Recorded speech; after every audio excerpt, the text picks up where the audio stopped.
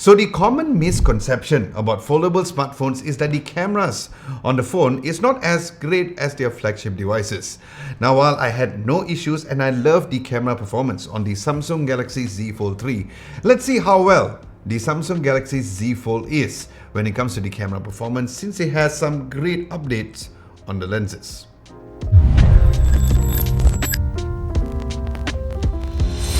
Now, as a recap, for the rear cameras, the Samsung Galaxy Z Fold4 comes with a huge 50 megapixel f1.8, 23mm wide with OIS for the primary lens, a 12 megapixel f2.2 ultrawide lens with a 12mm focal length and a 10 megapixel f2.4 66mm telephoto lens. Then as for the front cameras, they are two, where the cover display has a 10 megapixel f2.2 24mm wide lens, and the under display camera of the unfolded screen has a 4 megapixel f1.8 aperture 26mm wide lens. So let's start with the high 50 megapixel mode.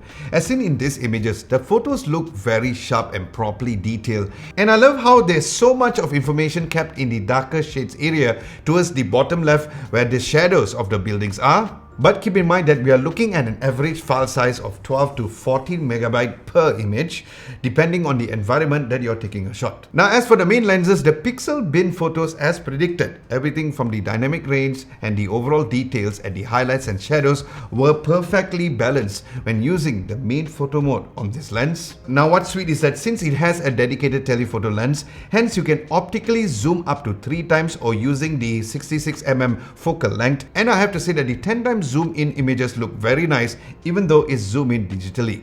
And with the 50 megapixel sensor, you can also zoom up to 30 times, which is the maximum range that the phone can go digitally. But of course, you'll be losing some details, so I would advise only using this mode if you really have to. Now, as for the ultrawide lens, I was always amazed by the ultrawide lenses for Samsung phones because the 12mm focal length is very wide. Now, if you were to take a 12mm lens on a mirrorless camera, there might be two issues. Firstly is the barrel distortion at the edges, and number two would be the fact that only the center of the image will look sharp, as the rest around the image will look a bit more softer. And the good news is that in the images here on the Samsung Galaxy Z Fold 4, on the ultrawide lenses has none of those issues, where it has been eliminated because it has such a dynamic range for the skies area. And I love how there's absolutely no color shift when you're taking a photo on the main lens to this ultrawide lenses, hence making your photographic experience even easier, especially when editing the images in post if you really need to. Then the portrait mode for the rear lenses has always been one of the best on Samsung's flagship smartphones, and that was also the case over here, as it works perfectly with animals as well, as my cat Luna is pretty hyper, so it is not the easiest when taking a shot of her. Now, going up close here is where you can not only see the excellent edge detection, but the amount of detail for the blurred background areas was simply flawless. So whether or not you're taking a portrait mode photo for flowers, leaves, or maybe a roadside cone, rest assured that you're looking at a very extremely usable image. Now, since we are looking at a high megapixel sensor and a faster aperture value, you are definitely getting some excellent nighttime shots, whether or not you're using the main lenses or even the ultra-wide lenses too.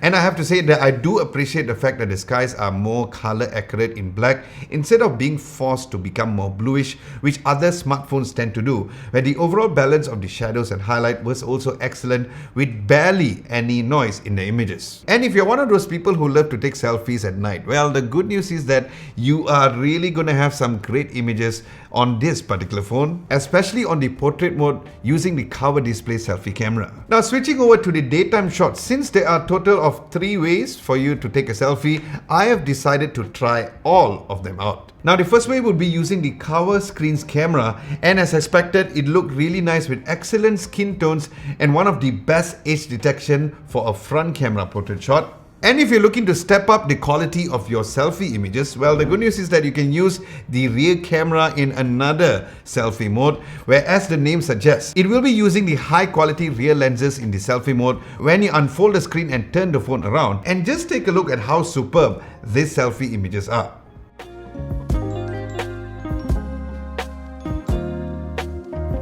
Then, as for the third way of taking a selfie is through this under display camera.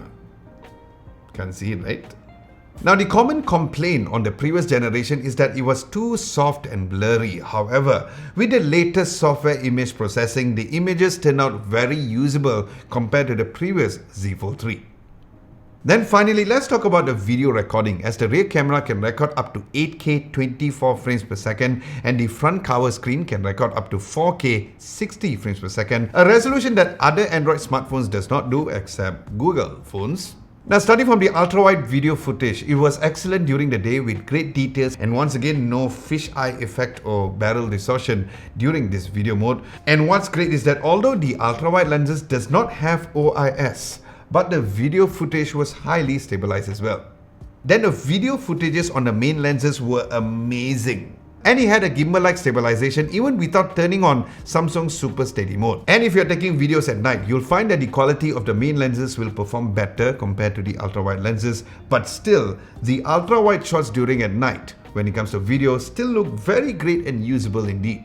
Now, speaking of the front camera, the selfie videos during the day for the front camera was amazing, especially with its 4K video footage.